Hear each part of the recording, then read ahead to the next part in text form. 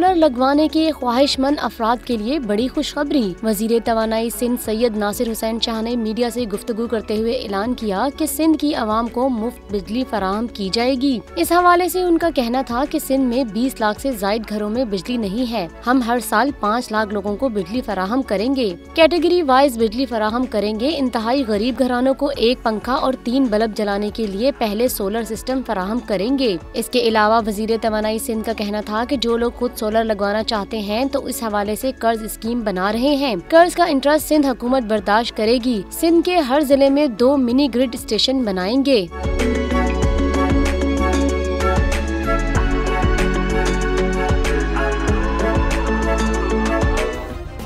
Subscribe करें और bell दबाएं ताकि कोई खबर रह न जाए।